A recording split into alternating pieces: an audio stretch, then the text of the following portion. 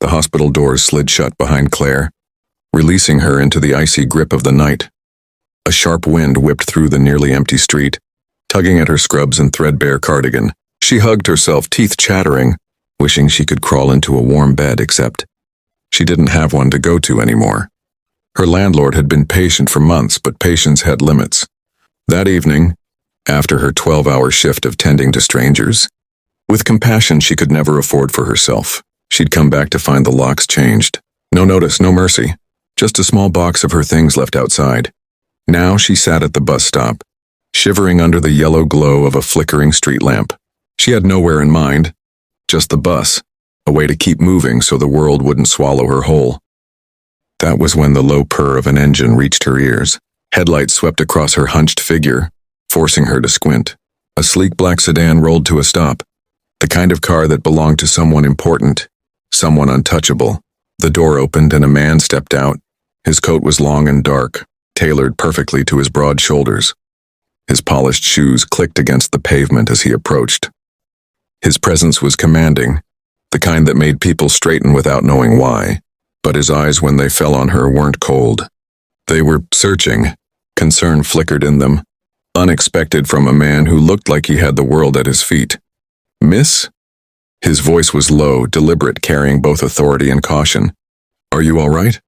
Claire quickly looked down, embarrassed at how pitiful she must appear. A nurse in wrinkled scrubs, hugging herself against the cold, hair damp from the drizzle. "I'm fine," she murmured, her voice trembling as much as her hands. "Just waiting for the bus." The man tilted his head slightly, unconvinced. His gaze swept over her thin cardigan, her pale lips, the way her bag sagged heavily at her side. He gave a quiet sigh, then said in a tone that was calm but carried weight, "My name is Adrian Blackwood." Claire's head jerked up, eyes wide. She knew that name, everyone in the hospital did. He was the Blackwood, the reclusive CEO of the healthcare empire, the man whispered about in staff lounges and boardrooms, both feared and admired. And now, he was standing here, speaking to her as if they were equals.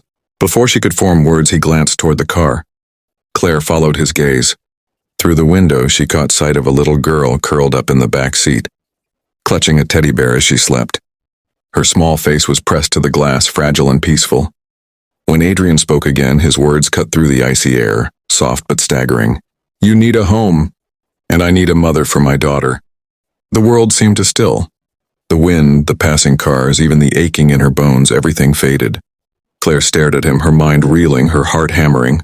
She didn't know whether to laugh, cry, or run. "I think you must be mistaken," she stammered, gripping her bag tighter as if it might anchor her.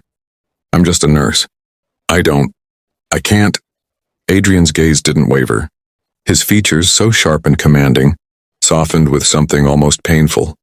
Loneliness. He turned slightly, looking back at the car. Through the glass, his daughter shifted in her sleep, her small fingers tightening around the bear. "Her name is Sophie," Adrian said quietly, his voice losing the polished edge of a CEO and carrying the raw tone of a father. "She's 6. Her mother." He swallowed, his jaw tightening as though forcing himself to continue. "Her mother died when Sophie was 4. Since then, it's just been me." Claire blinked rapidly, her heart tugging at the sight of the little girl. There was something in the way Sophie curled inward, as if searching for warmth that wasn't there. Adrian turned back to her, and for the first time, Claire saw not a billionaire, not a boss, but a man stripped bare of all armor.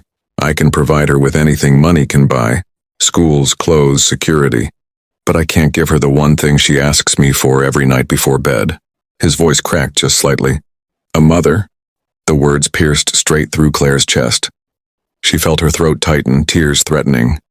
She wanted to protest, to tell him she had nothing left to give anyone, not when her own life had unraveled. But then Sophie murmured softly in her sleep, shifting her head against the window, and Claire's heart broke open. The silence stretched, heavy with things neither of them could say. The misty night wrapped around them, but Adrian finally stepped closer, closing the distance. He didn't look like a CEO then. He looked like a man, tired, yearning, clinging to a last sliver of hope.